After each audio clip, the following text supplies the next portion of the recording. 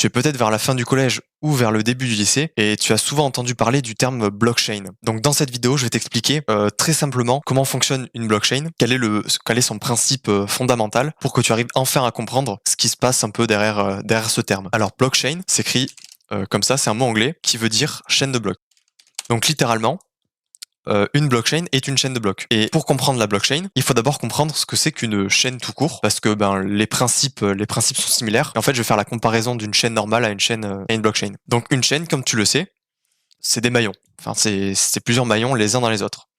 Et justement, leur particularité, c'est que chacun de ces maillons sont reliés les uns aux autres.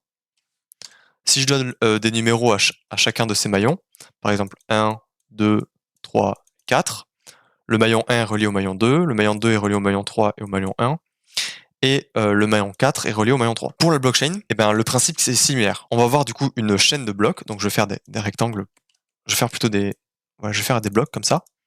On va avoir des blocs, les uns à la suite des autres. Sauf que pour relier chacun de ces blocs, vu que c'est en virtuel, c'est pas physique. Une chaîne c'est lié physiquement avec du métal, mais des blocs c'est numérique, il y a rien pour les relier. Et pour les relier justement, chaque bloc contient le numéro du bloc précédent. Ça veut dire que si, mes blocs sont pas très jolis, mais imagine que là c'est le bloc 1, là c'est le bloc 2, et là c'est le bloc 3. Le bloc 1, vu que c'est le premier bloc, il sera relié à aucun bloc précédent, mais le bloc 2 sera relié au bloc numéro 1, parce qu'il contient à l'intérieur une information, il contient des données, et dans ces données, il aura le bloc numéro 1. Il y aura une valeur pour dire, là, le bloc précédent, c'est le bloc numéro 1. Pareil pour le bloc numéro 3.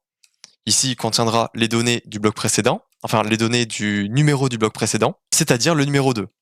Et c'est ainsi que les blocs d'une blockchain sont reliés. Comme je l'ai dit, ça c'est physique, c'est-à-dire que les maillons de la chaîne sont reliés avec de l'acier par exemple, tandis que là, une chaîne de blocs, donc je l'ai pas écrit mais blockchain, vu que c'est pas physique et que c'est numérique, la façon qui a été inventée pour relier chacun de ces blocs est de faire en sorte que le numéro du bloc précédent figure dans chacun des blocs de la chaîne de blocs. Sauf le premier du coup, c'est une exception. Voilà, j'espère que ça t'aura donné un premier petit aperçu de ce que c'est qu'une chaîne de blocs et ce que ce que le terme blockchain signifie réellement, enfin ce que le terme blockchain signifie. Alors évidemment, mes explications sont très très simplifiées, mais c'est fait exprès pour que tu comprennes. Donc c'est peut-être pas 100% juste ce que je viens de dire, mais ça permet de comprendre un peu ce que c'est qu'une blockchain. Maintenant, tu peux te demander qu'est-ce que c'est qu'un bloc. Et pour cela, je vais te laisser faire tes recherches de ton côté et te renseigner sur ce que c'est que la blockchain Bitcoin.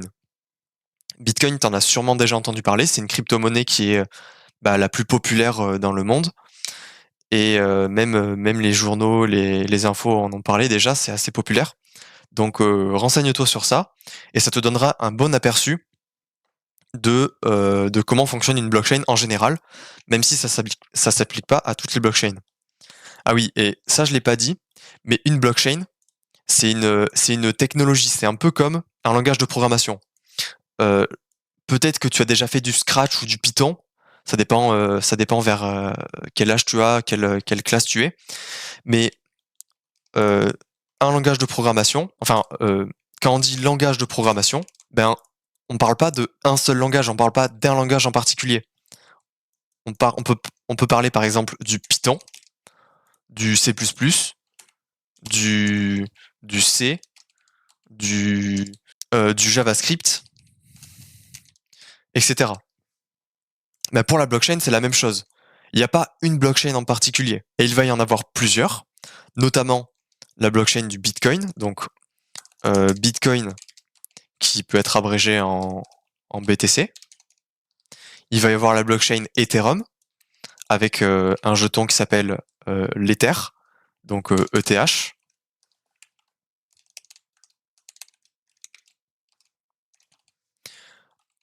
Etc.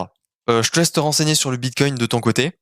J'ai pas encore fait de vidéo sur ma chaîne, je sais pas si j'en sortirai pour expliquer ce que c'est que le Bitcoin, mais j'expliquerai sûrement un peu plus tard ce que c'est que la blockchain Ethereum et comment elle fonctionne.